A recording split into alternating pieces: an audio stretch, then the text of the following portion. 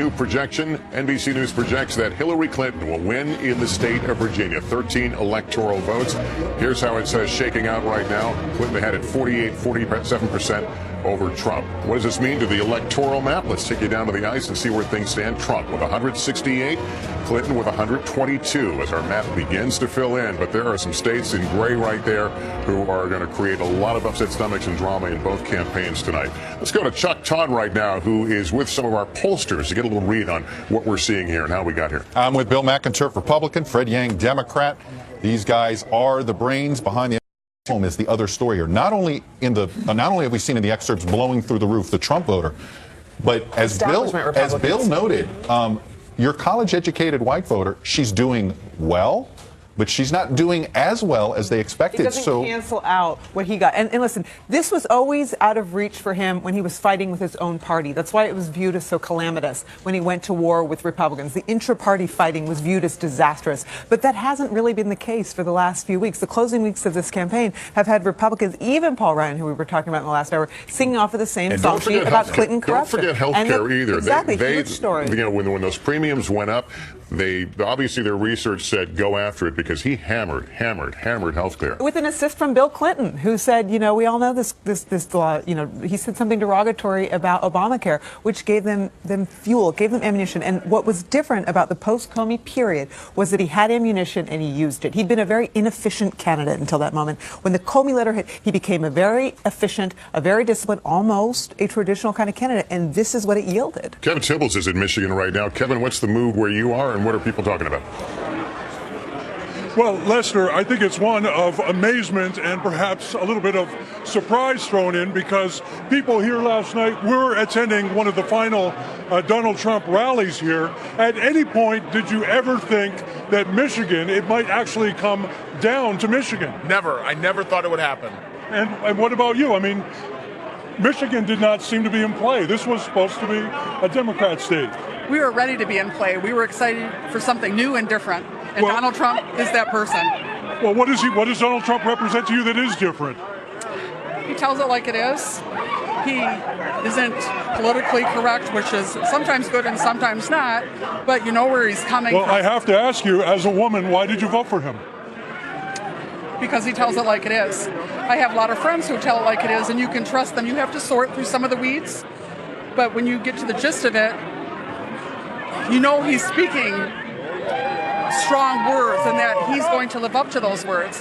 This was a rather subdued crowd up until about 45 minutes ago, Lester, and that's when the results started to come in.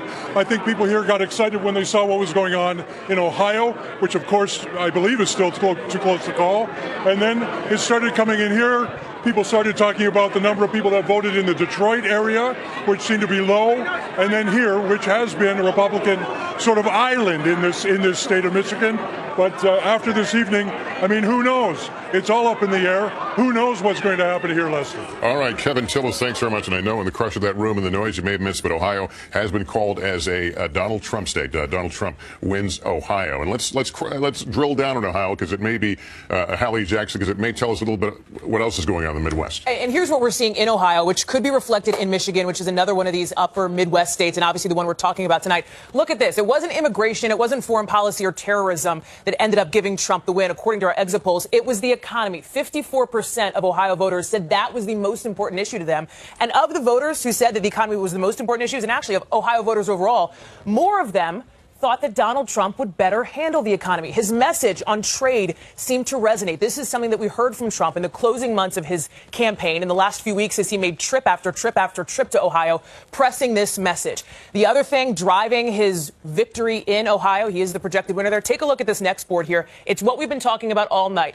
White voters without a college degree. Look at the margin for the Republican candidate. In 2012, it was 56%. Donald Trump outperformed Mitt Romney this year. And look at what happened with the Democratic candidate. In 2012, Barack Obama got 42%. Hillary Clinton underperformed him by 5 points. So that is something that we're going to look to see if that is matched in Michigan, given the similarities between the populations there, Lester. Hallie Jackson, thanks. We're going to take a quick break. We're going to continue to keep a close eye on those two close-to-call states, and there are many of them. And another round of poll closings coming up, including a big big one, California. Stay with us. And Washington, of course, we'll have the characterizations at the top Decision of the hour. night in Kristen America Welker now. is She's learned sponsored some by new information Amazon at Clinton headquarters here in New York. Kristen? Lester, good evening. The Clinton campaign projecting confidence in this nail-biter of a race. I just heard from one top official who says they still have a path to 270, and they say they are on that path. Why? Because they have won Colorado and Virginia. But the path includes holding Wisconsin and Michigan. They would then have to win Pennsylvania and either win Nevada or New Hampshire. So those are the states that they are watching at this hour. Now, they point out that in terms of Wisconsin, Madison is still out. That's obviously a heavy college area, so you're going to get younger voters. They think they can clinch that area. And then Michigan, Detroit is out. A lot of African-American voters. Of course, President Obama has been there trying to energize his base and that part of the Obama coalition. I can tell you that there are jitters here among top Clinton supporters who are gathered at the Javits Center, some of them acknowledging to me they are quite concerned about the fact that this race is a whole lot closer than they were anticipating. But again, at this hour, the Clinton campaign stressing that they still have a path to 270 and they think they can get there. Lester. Listening to that path, Kristen, we're sending Chuck with his pad and up to the map here. Well, look, the path is one state right now. I mean, yes, we may need to worry. We'll worry about Nevada and New Hampshire when we get there. And Wisconsin, she noted. In Wisconsin, there's no doubt. But let's get to know Michigan a little bit here. We still got, look, more than 50% of the vote out. But ultimately, let's take a look at what Wayne County is going to do. So right now, Clinton is winning it almost by 30 points. Let's go back to 2012 just to get an idea of the total vote that you'll see out of it. So we have 220,000 votes in there so far. If you go to Wayne in 2012, you see President Obama won it by almost 50 points. He got nearly 370,000 net out of there. So my point is that's what you're going to be wanting to watch tonight. Number one is going to be how much, oh, it looks like, there we go. How much does she get out of here? Still very little of Detroit in, but she needs to net. Doesn't need to net as much as Obama got out of there, but she needs to net probably 275 to 300,000 votes just out of Wayne County. So we got a ways to go, but that's just a simple way of just watching Michigan right now. Why have you at the map? Can you show us where Florida is? We haven't checked in on Florida a little bit. Let's go ahead and go to it here. I'm sorry to put you on the spot. That's okay. I could have navigated simpler. Look, vote keeps coming in. She hasn't really narrowed the gap very well. It's just not there. Unless there's magic boxes of ballot boxes somewhere that we don't know about. I can keep telling you, there is, the remaining vote is basically here in Palm Beach, Broward, Miami, and I think there's one precinct in Monroe that's left. But by the way, I was talking to a Florida expert of mine about how has Trump done this. And it's essentially these Tampa ex-urban counties, okay, both north and south, in the Tampa market.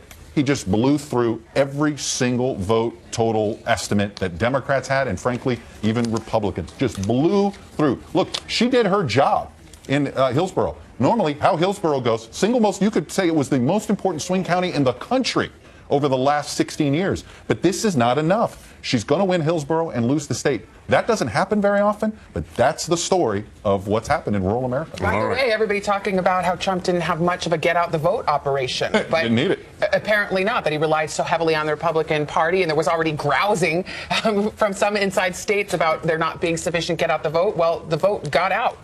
We're going to take a break. Lots more ahead on this decision night in America.